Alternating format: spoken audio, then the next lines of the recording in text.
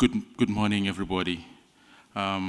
Greetings from the land of the Dutch paradise to the land of the Red Rock. Firstly, I would like to thank you for the invitation, in particular to PACOA team members for making my short stay here meaningful, enjoyable, and memorable, I would say.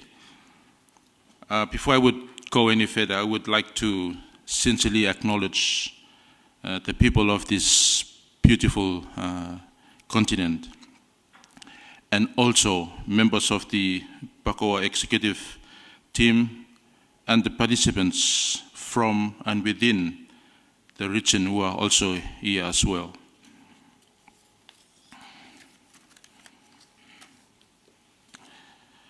My paper outlines the development of the Vanuatu Correctional Services Department, the interaction between custom and formal justice systems, the way in which custom reconciliation or cleaning phase has been recognized within the court system, the challenges of supervising offenders in remote communities, and the ups and downs of implementing a new approach to corrections in a complex and a challenging context.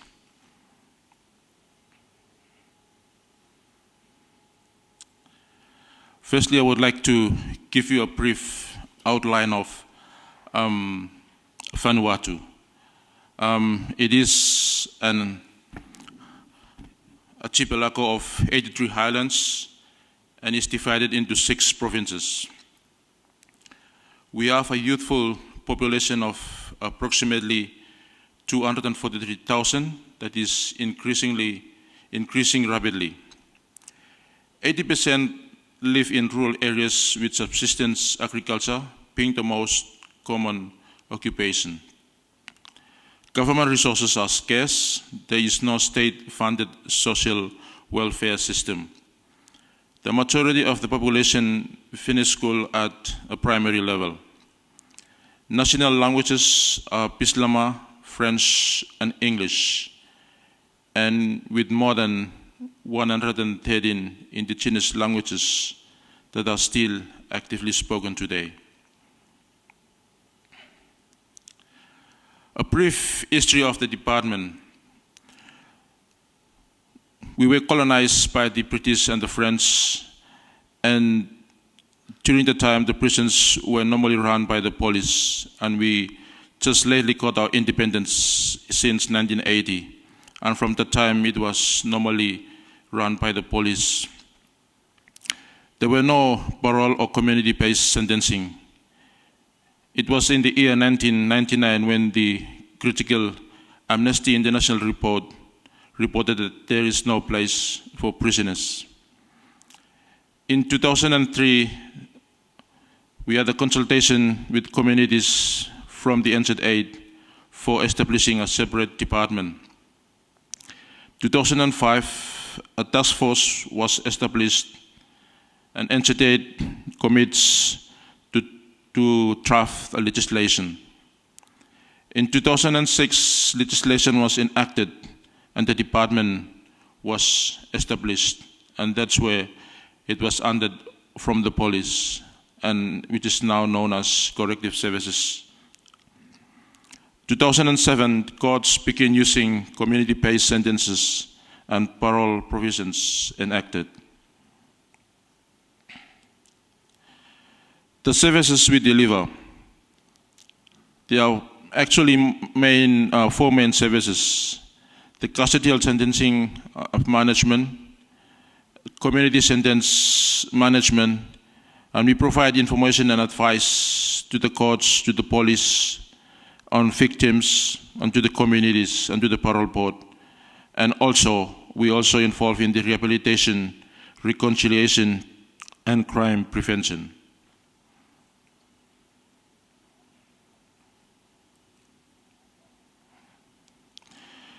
The sentences we manage, I have 179 detainees is in custody, 173 offenders on parole, 123 community work sentences, and 40 supervision sentences.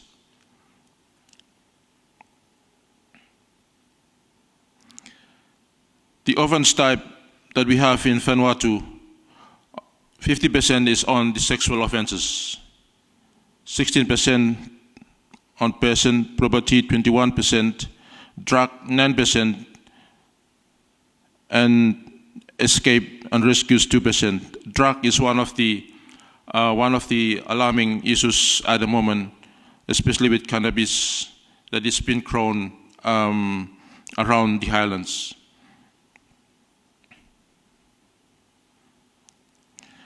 Comparing the rural and urban offending, there is not much quite difference.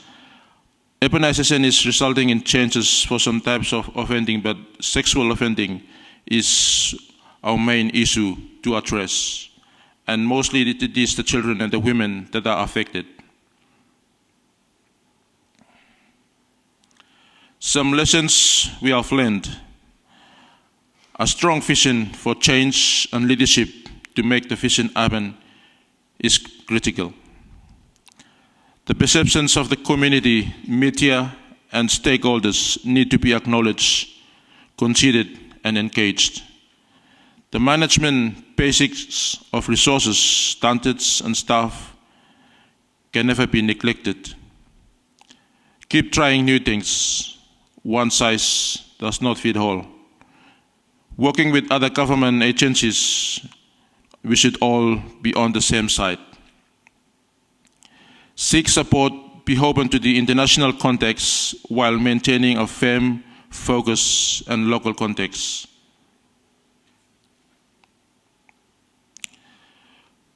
Our community justice supervisors, there is a strong connection between the custom and the court. And our CJS, the community justice supervisors, they work as volunteers. And they are happy to do the work. And they are usually chiefs, pastors, and community leaders. Probation officers work in community to identify suitable CJS for each offender once he or she is released. Probation officer and community justice supervisors work together to identify suitable community work and rehabilitation activities. CJS records progress against sentence conditions. CJS does not have enforcement powers. It's only the probation officers that deal with the breaches. The difference that make a difference. In the Western world, where we have high levels of re-offending and identifiable high-risk offenders, in my context, it is relatively low re-offending, so primary crime prevention is likely to produce better public value than resource-intensive gold standard programs. Offender demographics mirror the general population. In the Western world, where we have access to specialist professional skills, example, psychologists and social workers, and training. In our context, we have no qualified psychologists and around 10 qualified social workers in the country, no mental health system. Adequate facilities and financial resources. We do have limited resources. Rehabilitation depends on external funding. Staffing levels do not allow for basics such as covering leave. A generally Western outlook from both staff and offenders about crime, the nature of criminal behavior and its cure. It is estimated that 80% of offending is dealt with the chiefs and communities. Strong beliefs regarding spiritual relationship to offending, which is in our context.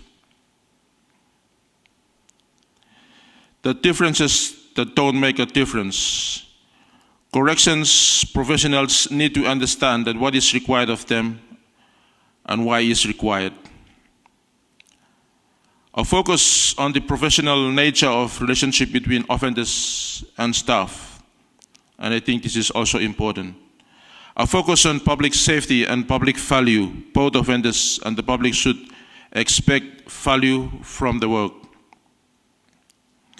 Maintaining respect for human rights and the inherent dignity of all people. Recognizing the international context of correctional work and the importance of international conventions such as Convention Against Torture and Universal Declaration on Human Rights. Thank you.